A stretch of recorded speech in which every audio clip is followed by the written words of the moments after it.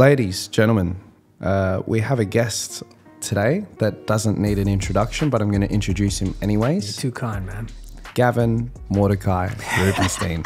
I like that. I told you I'd get Shalom, personal. brother. Shalom. I told you I'd get you personal. You got my Jewish name. I don't know how you found that out, but I'm impressed. Oh, there's a few more, man. There's a few more, man. man. You can hit me with everything. I got no secrets from nobody. Let's do this.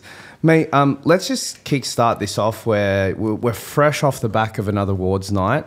Can you talk about how you ended up bouncing back and regaining your number one spot? Hard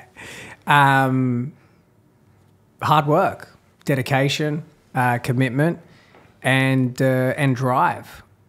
You know, focus on a goal. Taking the loss on the chin last year, wanting to immerse myself in hearing another name being called in that spot because, you know, I think over the course of the last 15 years, majority of the time it's been my name called at that spot. Welcoming that for the lesson that it was and using that to drive myself and propel myself, you know, through the ups and downs and the rigors of real estate to get back there. And we did. But what was more kind of liberating on the night wasn't necessarily my win. It was Ollie's. So we all know Ollie got number one New South Wales salesperson. I mean, which is huge. It's huge. And I think like a lot of people didn't expect it. Right? A lot of people are like, why didn't know that boy did that level of business? Because you got to remember, Ray White's different, right? When I say Ray White's different, it's like there's real big competition. You know, a couple of these other agencies, not to say anything bad about them, I think all of our competitors are great. They're formidable. They give us a good run for their money. That's all cool. But like you look at Ray White, and in Ollie's category, you've got Warren Ginsberg, you've got Augusto Gericani, you've got dudes who are big riders, big operators. And then you've got this silent assassin, and that boy's a killer. Very few people know him in a way I know him, who's just come and taken the top spot. So that for me, without question, was the highlight, right? I've done number one principal before. I've done number one international. I did it as a salesperson 7, 8 times. You know, it's now being able to give someone the blueprint and full credit because it was his execution, his work ethic that created that. But if you ask him, he'll be upfront. He'll tell you it was probably more of a dream for me to see him get that than it was for him. Really? Ask him. That's real leadership, leading from the front. Yeah, I think... well, I appreciate that. Thank you. That's okay. When it comes down to it, you've obviously built this amazing career, but then you've had to take a step back with the rebranding and then obviously move to Rose Bay. How did that affect your business and how did you overcome it? What step back do you think I took? In terms of a new brand. I was a step forward. Step forward. Right. So perspective, narrative. What's your narrative? I've never taken a step back in my career. And if I have, it's been to take, 10 steps forward. So, my whole idea of that process was only going to bring good to myself, my business, and the people who represented the brand. Bless every single one of them. I've got the best team in the business. But yeah, I mean, every move that was made was strategically done with care. So, I saw it as a huge opportunity to move forward. And if you look at the numbers of the business, myself and everyone who works here, it underpins it. Yeah. And numbers don't lie. Like real estate agents lie. You know what I mean? Let's call a spade a spade. I mean, you got a lot of good guests on this podcast. I love what you guys are doing. And I'm talking generally. Yeah. And I've always stood by that. The numbers don't lie. It's true. And when I mean take a step back, I don't mean in terms of branding. I mean in terms of momentum. Like everyone's seeing you out there with one brand and having to shift it. But it didn't affect. But you said it yourself. Yeah. Number one principal international for Ray White. Well, let's talk about that category. Josh Teslin. Yeah. Dave Walker. Vivian Yap. Killers. Matt Lancashire. Killers. Do you want me to keep going? Like these guys are, you're talking about arguably the best of the best in the game across Australia, not just the eastern suburbs. So if anything, it didn't decrease my momentum. It increased my momentum. And if you haven't got that by now, in time you will. And why Rose Bay then? Because is this the only agency in Rose Bay? I think there's a couple in and around, but no one that it's the main one, yeah. Why Rose Bay? What was the decision around making the move here? Look, when you look around this little pocket where we are, there's no other agent, like right here. Yeah. Whereas like Double Bay saturated. Can't walk down the street without seeing a bunch of peacocks in their suits. Yeah. But the opportunity to get into this building was golden. Like when you think about it, and the play was, you look at the fit out and you say, wow, this is a beautiful fit out and it's a great environment. And yeah, a lot of thought has gone into that. But the play here is the position, not the fit out. You are located between two traffic lights. It's a very busy intersection. This T-junction at Dover Road is like, if you live in the east, you got to come through it. And if you own a house to my left, every best street in Rose Bay, Beachfront, Collins Avenue, Tivoli, Dumaresque, going up to Vaucluse, Watson's Bay, the most expensive real estate in the world. You got to drive down New South in order to get to where you want to go. You got to drive past you. So that was the thought process behind it. Touching on thought process, when I think of Gavin Rubinstein, one of the things that I admire is that you've been someone who's what I consider self-actualizing. Your brand is your brand. You don't work, you collaborate with people, but you don't take consultant from someone above you. From my perspective, right? Like everything you do is Gavin Rubinstein. It's the Rubinstein Group, TRG. Right. How have you been able? Like a lot of people would look up to that, and I know when I was starting out, you look to people to help shape you, mold you, and influence your decisions. But from you, it looks like you set those decisions. How has your mentality been from your career, and how would you explain yourself if that makes sense? Man, I've got a lot of good people around me, and so whilst I'd love to sit here and take all the credit for everything that is going on and has gone on. That's just not the case. Like, when I get asked about the silver bullet, right? What's the silver bullet? How have you done it so consistent for such a long period of time? What's the secret? I'd have to say, number one on that list is having an ability to surround myself with incredible people and being able to retain them. So, and that's evolved over time. But like when you really break it down, you got a couple of juniors that have spun in and out of this door as they have every real estate office in the country, let's face it. But when you have a look at the core team and the people I was with from the start, the people I made the move with from the Double Bay office, they're still here today. You have a look at the relationship I've got with my brother, Jared, who, when you say I don't answer to anyone, I 100% answer to him. I've got a couple of very, very experienced, much smarter than me, much more business savvy than me, people in certain places to give me strategic advisory pointers. And then I've got my mentors, and when I say mentors, they're people who don't even know me, but people who I look to for inspiration to be able to continue to move forward. So there's a lot of people involved in making TRG what TRG is. I guess I'd just be the pioneer behind it, driving it through.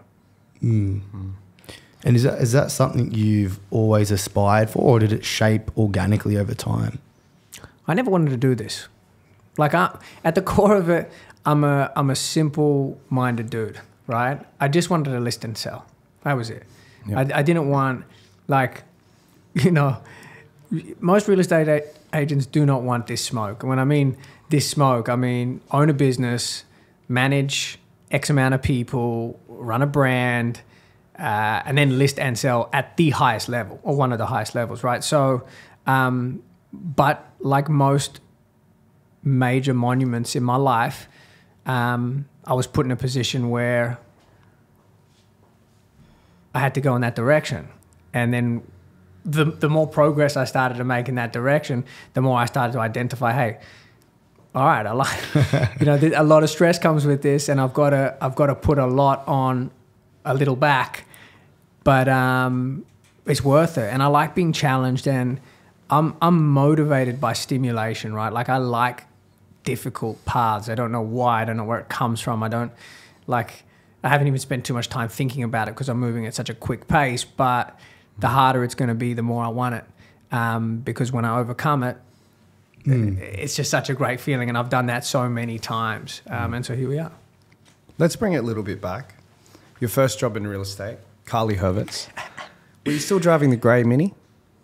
Yes, I was. I had a Wow. grey Mini Cooper S, yeah. Wow. And she's a really good buyer's agent now. I like Carly. We do a lot of business together. Wow. So when you were there, would you have done anything different as an associate agent? I would have watched my mouth a little bit. That'd be about it. But again, Watch your mouth. No, like I had realizing and understanding that she was giving me an opportunity, and remembering that she was paying my bills at the time. Yep. And so, you know, when we talk about always this relationship with ego, whether you're a real estate agent or not, but it's obviously most prevalent as a real estate agent. I mean, when you're a younger guy coming through and you don't know much and you're maybe a little bit insecure, ego creeps in. I think ego will always tend to creep in no matter where you're at. So you've got to manage that. But I don't regret, I've got zero regrets in my life. So it's not that I regret, you know, maybe saying some things to her I used to say when she told me to go get her coffee or something like that. But ultimately, yeah, I wouldn't do anything different. Yeah. What about when it came to becoming your own agent, stepping out, becoming your own solo agent? Would you have done anything different or to progress it quicker? Well, that's a good question, and it's kind of attached to what I said before about these pivotal moments in my career where I've been forced to take a certain road and haven't necessarily wanted to at the time. So I was an agent on my own for 2 years. I was an assistant, on my own for 2 years up until I was an agent. And how that worked out was... And that's still not a very long time. But this is what I'm saying. Yeah. So it was quick.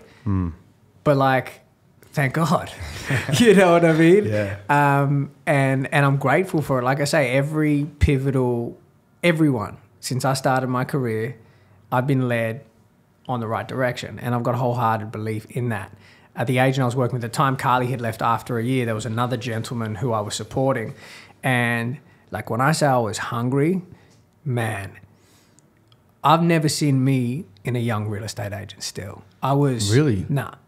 I see flashes of it and I see glimmers of it, but I've not seen it yet because, you know, the agent who I was supporting at the time, he was just living. So he liked surfing, he liked holidays, he liked doing all this shit. And I was just a telephone terrorist, man. Because I knew doing what I needed to do was going to get me to where I wanted to go. And it was as simple as that to me. And so I made cold calling and prospecting like a positive process. And I enjoyed it and I hit it and I went hard and I got in door after door after door after door.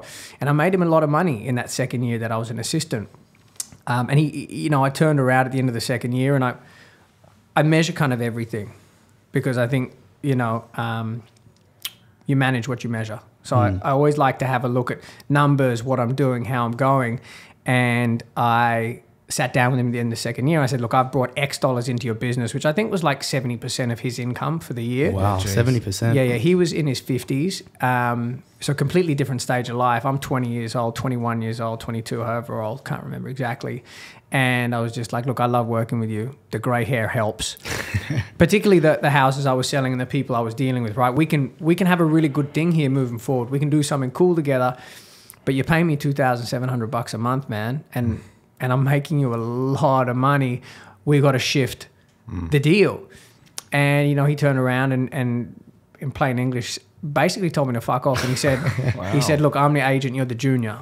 Word for word, verbatim, yeah? And that was the kick in the ass I needed to go in the direction that has ultimately led me here. So like I say, at these pivotal times in my life, I feel like when I'm being told, and I know this may sound esoteric, but being told indirectly what direction to go in, I'm always told and it's never wrong.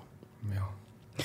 When you say hunger, you've not seen anyone with that same level as yourself for those years. A lot of the people we speak to on this podcast that are super hungry in nature typically have some level of trauma or backstory which has fueled that hunger. Yeah. Getting a little deep, you don't have to answer it, but just something that comes to mind. What would you say it is Good question. that makes that lion's belly hungry? So, look, I think that's evolved so much over time. And like I say, I don't mind you asking any questions. I think just to scratch the surface on it, back in the day, I was always the poor kid. I was the poor kid surrounded by a lot of wealthy kids. My parents were the sorts of people whom Like I still haven't been overseas with my parents today. If we wanted to go, say, to Terrigal, they had to save money in an envelope over the course of several months in order to afford to do that. So the one not negotiable for my mother was like, he's going to private schooling. No idea why, no idea how the course would have been different for me if I didn't, but that was just her not negotiable. So this is while your dad's owning a chemist and your mum's a beautician. Yeah, mum's a beautician. Dad didn't own a chemist at that point. He was working. Okay. He was working for someone. Okay. Yeah, he worked for someone for about 20 years. Okay. As a pharmacist. Yeah. And so, I mean, going to a private school, I could always get along with people. I always got along with everybody. Didn't matter, kind of all walks of life, right? And I had a lot of friends, and I ended up being surrounded by a lot of, very affluent people. And I went to, their huge houses. And then they took me on holiday with their families. Like I went on overseas with their holidays. Oh, that's cool. And then I ended up dating a girl who was very, very wealthy. This is when, like, my first love, when I was like, it's always about a girl, isn't it? It is. It's always about a girl. And I've never actually said this before. She came from a very, very wealthy family.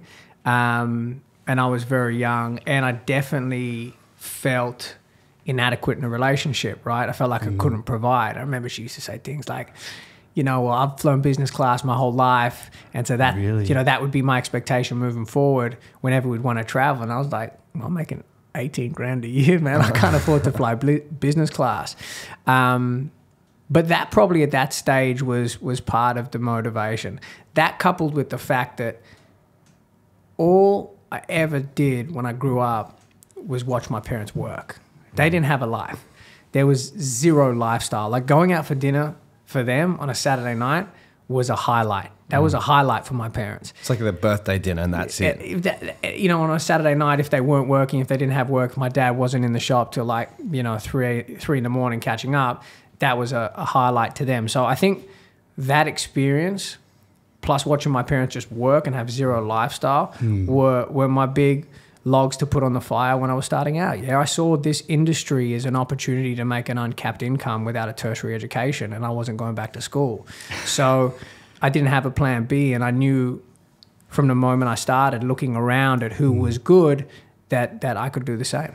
And is that when you left Mariah to go to Redham House in year 9? You've done some research, man. I actually left Mariah to go to Redham for dancing opportunities. Breakdancing, right? I used to be a dancer. Man, I can tell. We've seen the reels. I told you I'd get you. Anything that could have distracted me from studying, I wanted to do. And unfortunately, or fortunately, whichever way you want to look at it, I wasn't, going to be a basketball player. I wasn't going to be a footy player. I couldn't shine in that regard, but I had rhythm, I could move, and girls love dancers. So that was my edge. That was my thing. That's how I got the attention. And so I've never been afraid or shy of a big stage, right? It's really funny. Guys are always motivated by women. Girls, always. Man. Every time. Yeah. That's one of the main reasons why I think I'm driven so much. Similar-ish story. I was dating my first love too. Same time, her uncle was a billionaire. Saw a crazy life. Yeah, you're exposed to it. And I'm like, I can't have anything else. I want to get there. Yeah, cool. But now it's all about the chase. Yeah. Now we've had a lot of actually quite a few of the same questions come through from the viewers. Cool. And it comes down to young agents trying to break into a high-end market. Yeah. Did you start off just selling the high-end stuff? Yeah, straight away. Okay. How do you do it? The exact same way you do any other transaction. Starts in your mind. Yeah. Like most. If you are afraid of it or you think you can't do it, then you can't. But if you learn your stuff, you've got a plan, you work out what your way is, what's your niche, what's your in, you'll have no problem. Like mine was personality, it was product knowledge, really knowing the shit, like another level, knowing what was going on in the areas that I was servicing.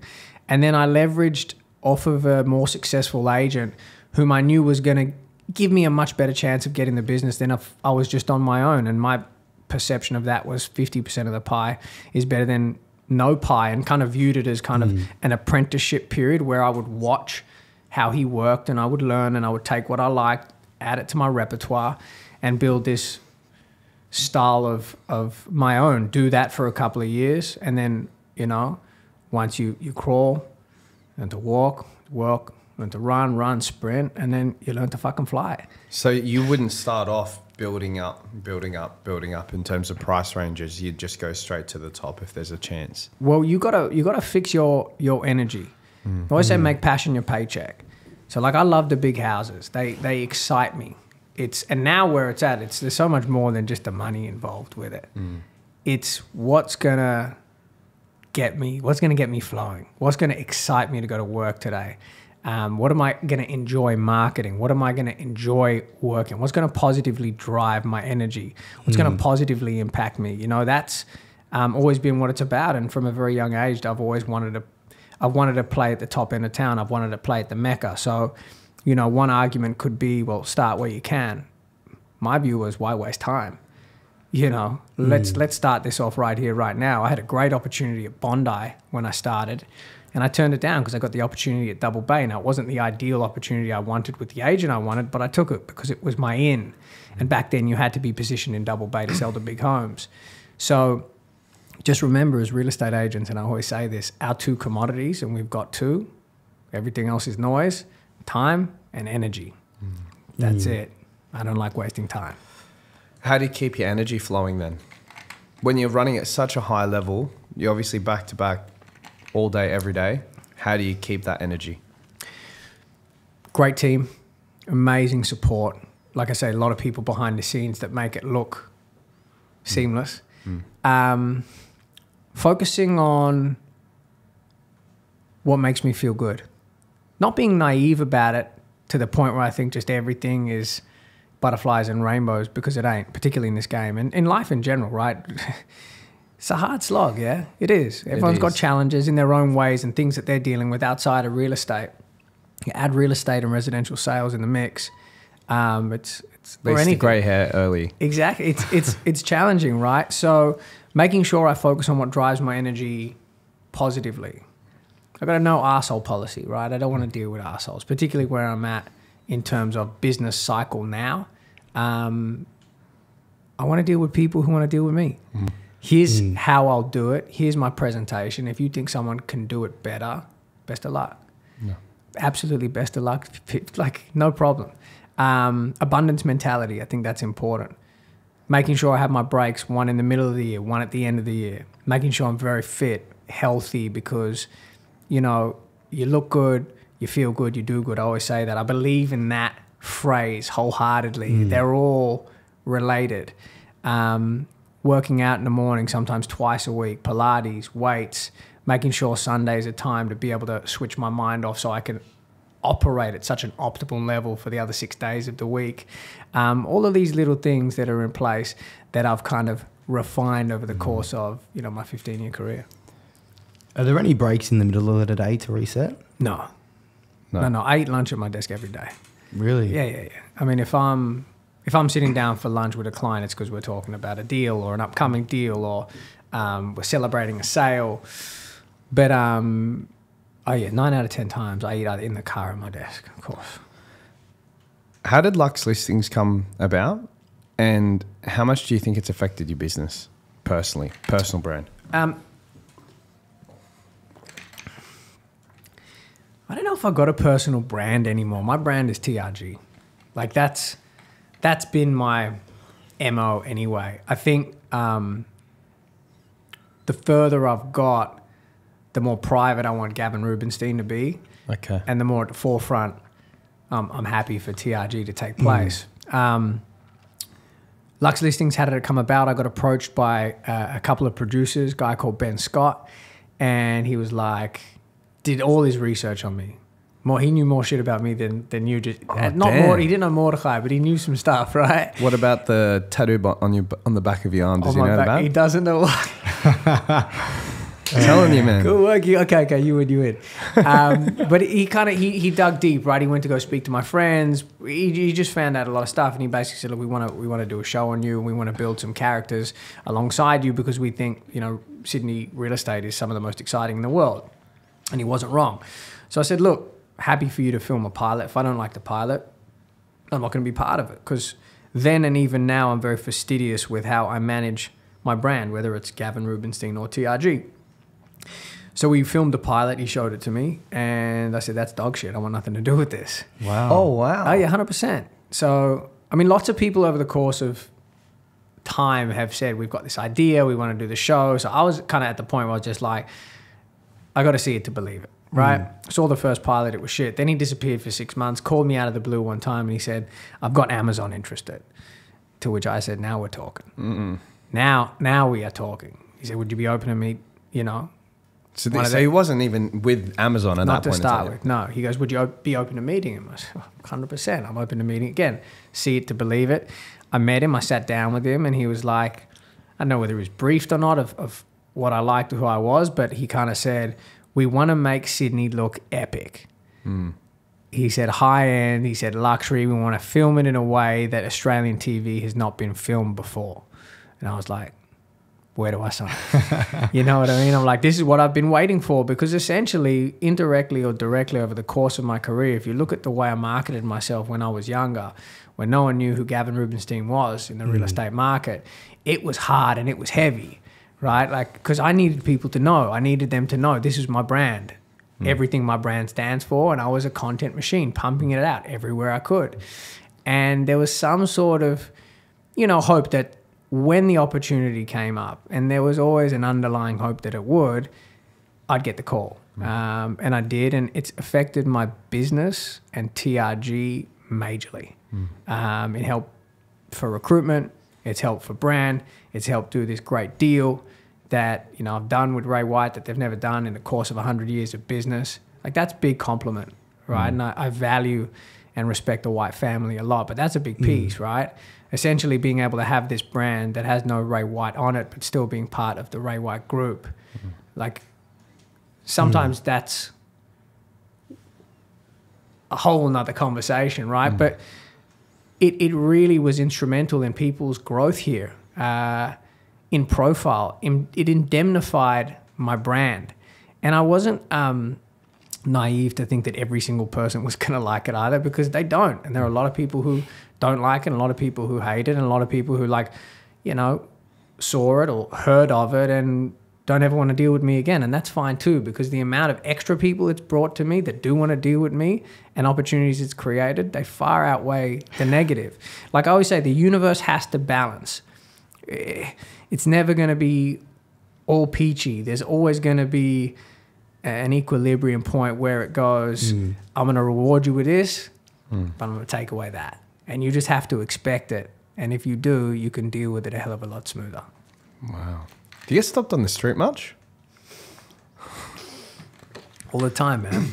That's everywhere. I was just in Europe, so Amsterdam, I got everywhere I went. Really? Amsterdam, well, it's international, right?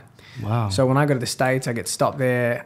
I was walking, Amsterdam was weird because I was walking in the street, there was hundreds of people, and this dude just grabbed me. He's like, I don't know, can we get a photo, my friend? Like, it's all over the world. It's pretty cool. Wow. Yeah. That's next level. It's funny. That isn't funny. Question from one of the viewers, which I also would like to know as well. In your early years as a solo agent, what were some of the best activities you carried out that you felt built great momentum in your life? And it could be personal or work related. Phone calls. Phone calls. Yeah. Just phone calls. Like, what was my calling more than the next guy next to you? My object, I didn't really care about the people around me.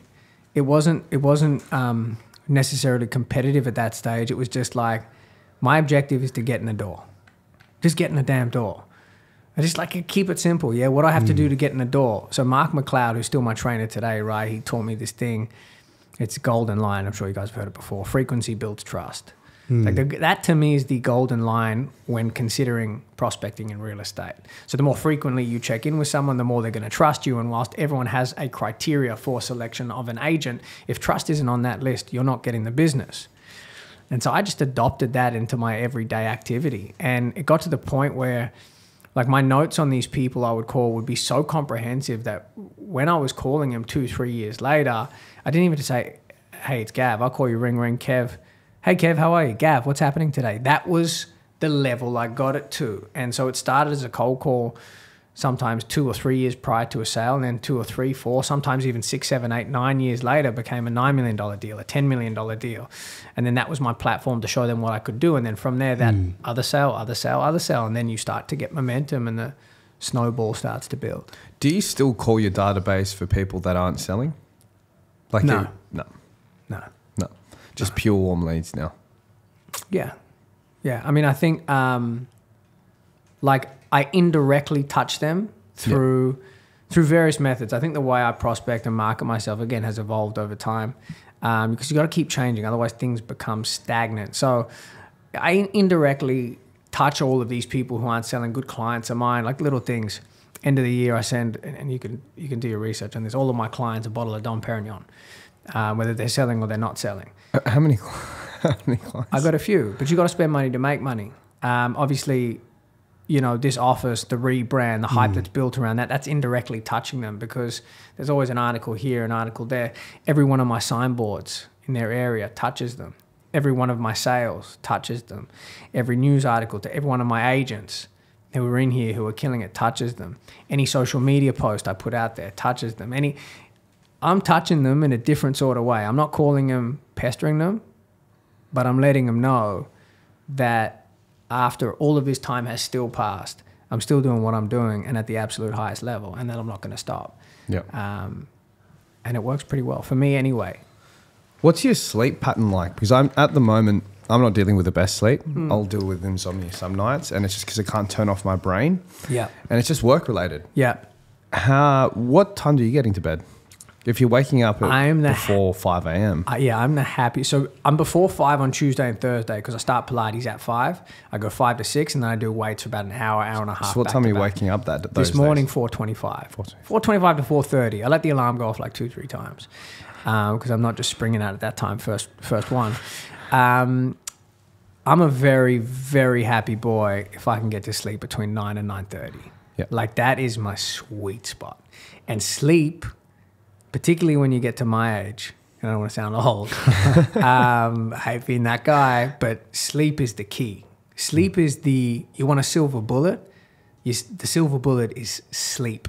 If you haven't had sleep, you're emotional. It's very, very hard to manage the rigors of real estate.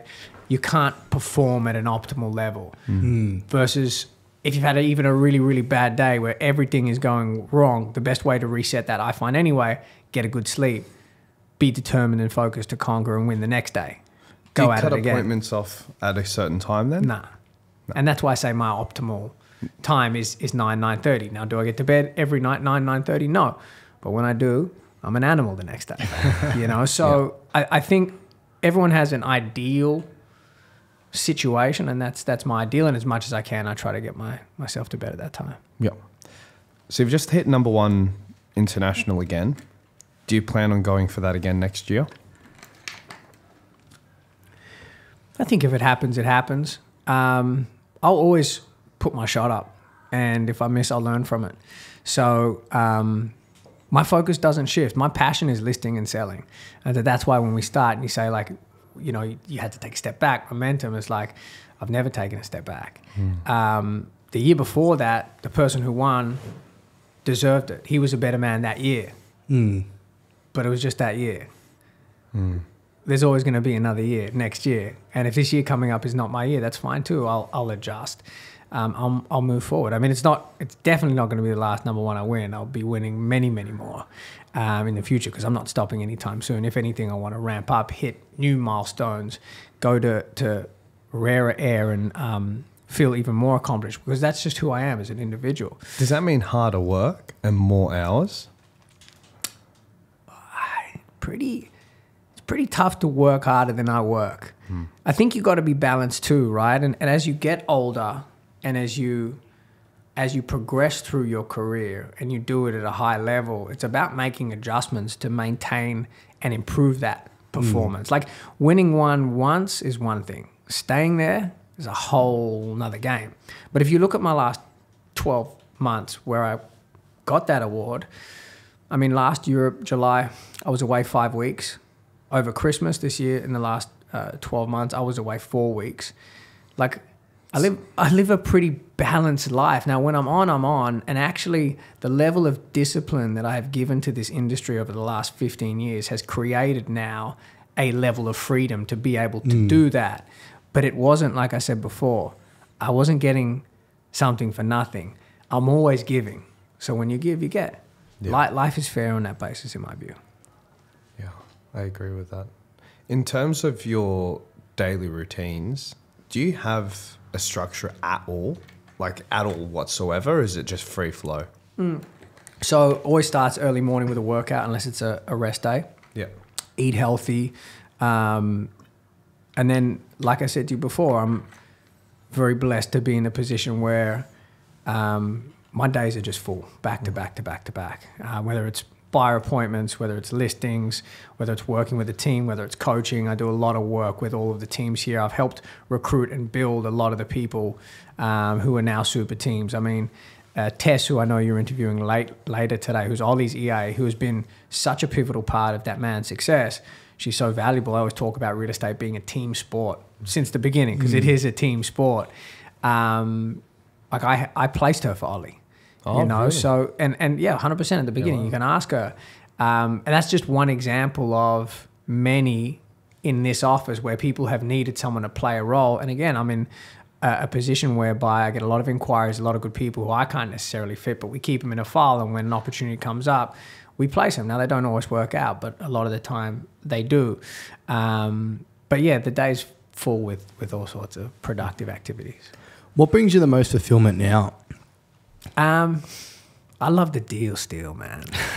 I love the art of the deal gets me in a different way. You couple that with seeing people use the framework that I've provided to succeed, and like I'm in a very happy and fulfilled place. Is that your purpose now? My purpose now on a professional level is continue to climb to new heights. Personally, and to continue to help people around and who want to join climb to new heights. I think everyone here is unified by progression. You know, we want to, that's a big part of what TRG is. We want to do better today than we did yesterday. On a personal level, like one day I just want what everyone else wants. You know, I'd love to have and meet the right person, the missing piece to my puzzle. I would love to start a family. I would love to have children. That's definitely on the cards for me, but it's all about timing. It's all about right dynamic, and you got to manage it carefully, right? It's true. How are you going to find the time when you're working so much though? It's possible. It's very, very possible. You make time for what's important. Yeah. How do you... I know we spoke about how you can start at the top end of the market, but how did you separate yourself from your competitors at the start of your career in the top end market when they've been around for 30 years? Yeah, that was the hard part. So like I said, I leveraged off a guy who had been around for 30 years too. So I was offering the vendor what they were getting with these other guys who had been around a long time, but something new, which was my energy, my enthusiasm, my product knowledge, and my commitment to them that I was just going to go harder than the rest. That compiled with the way I prospected, the frequency in which I checked in with these prospects when I identified that they were going to be a sale in the near or distant future, was a very hard combination to beat at the time, right? I think my first year on my own, I was 23 years old. He's going back. Motherfuckers make me feel old. Oh, It's the first time ever. So what am I? I'm turning 36 in November. So you're talking 13 years ago was my first year on my own. I was 23 years old. I wrote $440,000. Which is still good back then. That was phenomenal back then. That's big back then. You're talking, I don't know what you would break that down into the equivalent today, but remember. You were 23 as well. Don't worry about the age. Property prices we were in different worlds back then. It was whatever you're thinking about now, you can't even imagine what it was then. So it was much harder to make those comms. Like no one was doing $2 million in those days. No one. It was $1 million was the thing. It was the focus. It was it was Mount Rushmore, right? Yeah. And that was still on 50% of the pie because I was leveraging off the principal in the office at the time, and he was taking 50 and I was taking 50. So you can do the maths. Yeah. Let's talk about your biggest deal. What property was it, for how much, and how did it come about? Biggest one was in May. Yep. $33.5 million. Sorry, it was. For a place that needs probably 10 mil spent on it for a renovation. And then the following month, I matched the underbidder with another property for 25. So that was my biggest string within the space of 4 weeks of each other. How did that come about? Initially, the lead was generated by my top associate, Matthew Kemeny, who's my boy, who's a legend, who I'm very, very grateful to be working with. He started with me with no real estate experience 2.5 years ago, nothing, cold. Used to work at a gym. And he set it all up. I knocked it out the park, and then, naturally had this buyer left over because I paired two against each other, and just so happened I got through a house down the road, and then that was on my own accord, and then did that deal 4 weeks later. How long do you see yourself consistently staying at this level? Because I know even at the level that I'm at, which is not there, it's hard. Like it's hard to sustain it. Like I said before, I dropped back down in the past year and looking good to go back up this year, and it's taking a lot of energy. Yeah. How do you sustain this for such a long period of time? Well, it's like I told you before. My energy management is something I made myself a master on early on. I just knew how important it was. Time and energy.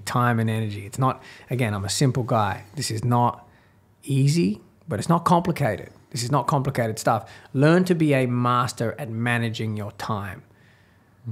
And learn to be a master at managing your energy. If you learn to identify, no one's going to be perfect every day, but you learn to identify certain things, put you down, put you in a bad mood, don't make you feel good. Like, I'm relentless with cutting those, and you have to be. And then on the other side of the coin, I'm really fanatical about making sure I harness everything that does positively drive my energy. And if it wastes my time, I'm not going to do it. Or if I can implement a structure to help me manage my time better, I will. Like, I've got a driver on a Thursday and a Saturday, right? Open for inspection. So now, obviously with the show and the likes of everything else, people start to notice things like, whether it's a buyer's agent or someone at an open home, oh, be nice to be on TV and have a driver. I'm like, my driver's been working with me for over 10 years. Really? 100%. Wow. He's been working with me longer than Remy.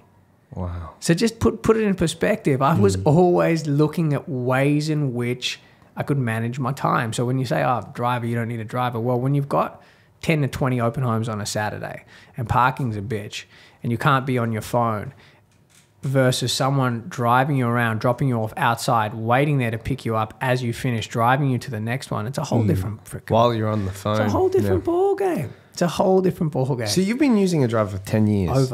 Over? Yeah. Wow. See, I don't think I have to use that. I don't think I have to have that issue because I get to just... we got space in the hills. Yeah. We have space in the hills. Sure. East is different. Very different. Very, very, very different. Quick question. When I know you've spoken about it before on another podcast, how you used to manage nightclubs in London. How do you think that helped you in real estate? Service. Every job I had was kind of built around customer service. Like, first job was McDonald's. Yep. I served people at the front, then I flipped the burgers at the back, I cleaned the floors. I did what I understood every aspect of it, but at the core of it was service. Then I worked in a clothing store. It was service. Folding clothes, keeping stuff neat, selling as much as you possibly could. Then it evolved to hospitality, nightclubs, service. In London when I was doing it, I was looking after very high-profile people who had high expectations, who would pay £500 to sit at a table. Again, at this time I was 18, 19. It's a lot of money back then.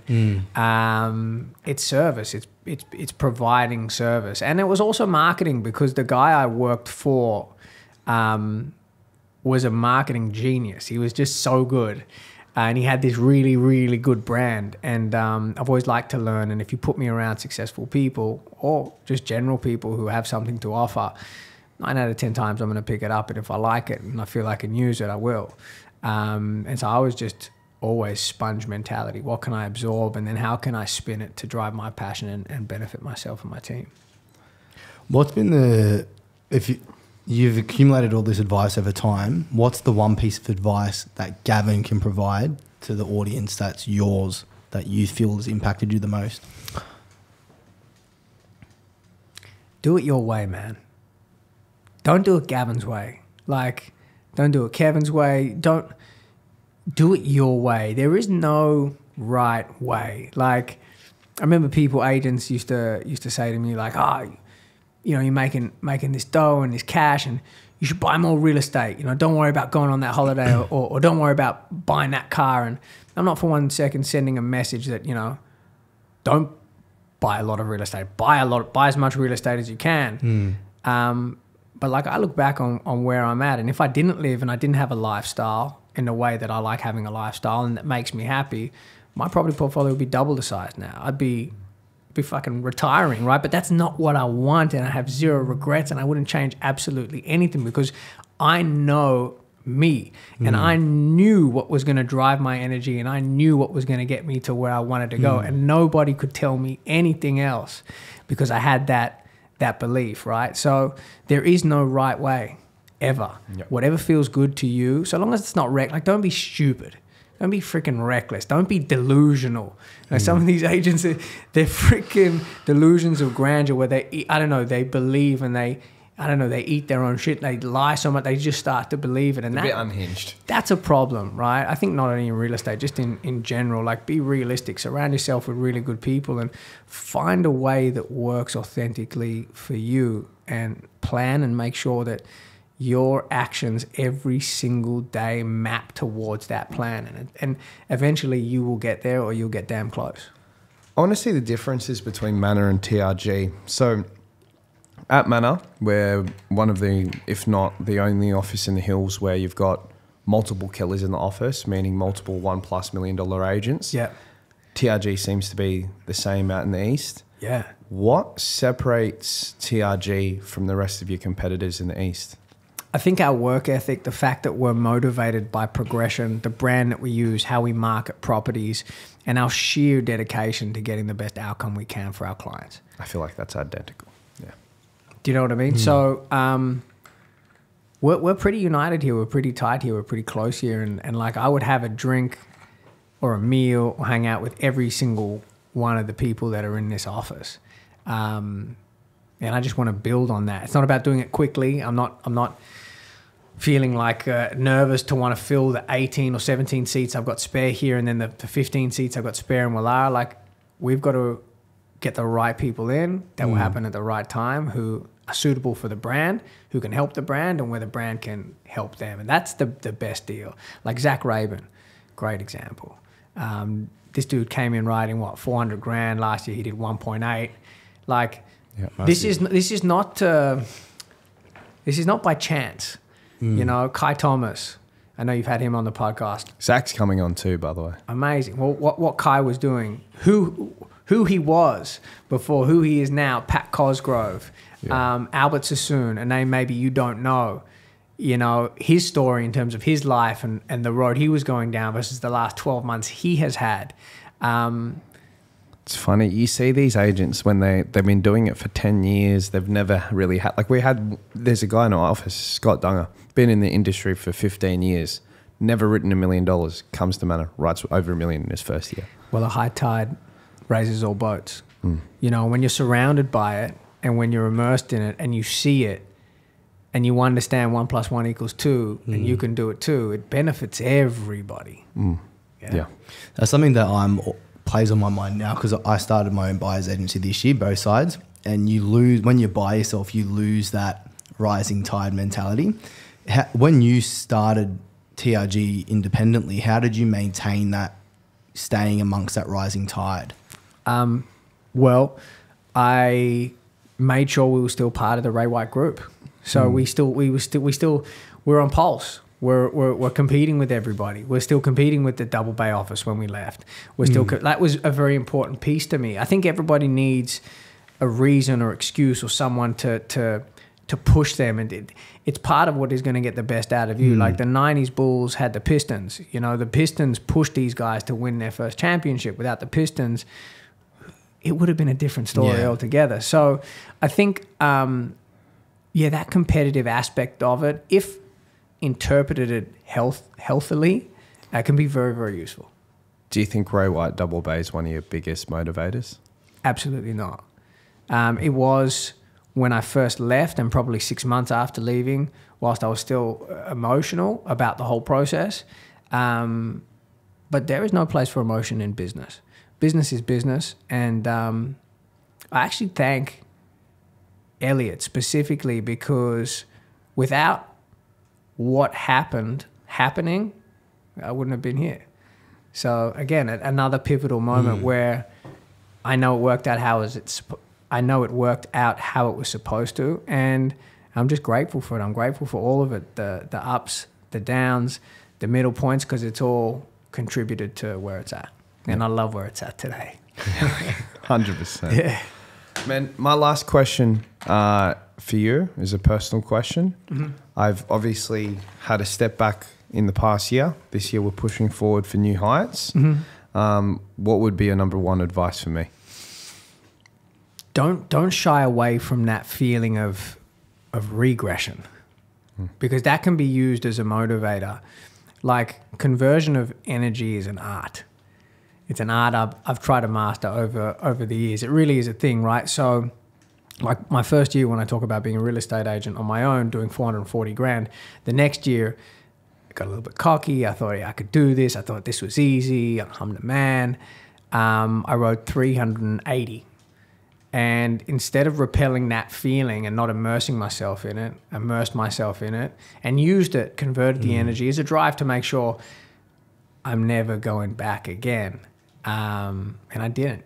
So I think you've got to look at it to say, just accept what's happening. Accept that, hey, you had a year that was behind, but make sure that it's just not going to happen again.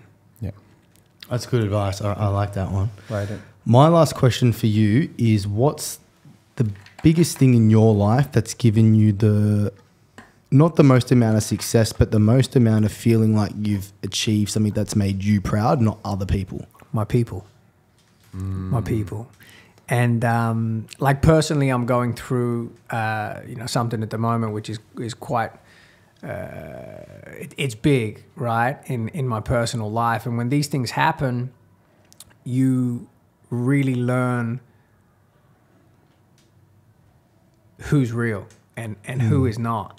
And I got to tell you, and I've known this forever and I've always said it, I have the best people around me in terms of a support system on a professional and a personal level. And it's what I'm most proud of. What a podcast. Thank you, James. Thank you so much. Thank you. Appreciate you. Appreciate your time. That was awesome. Thank you.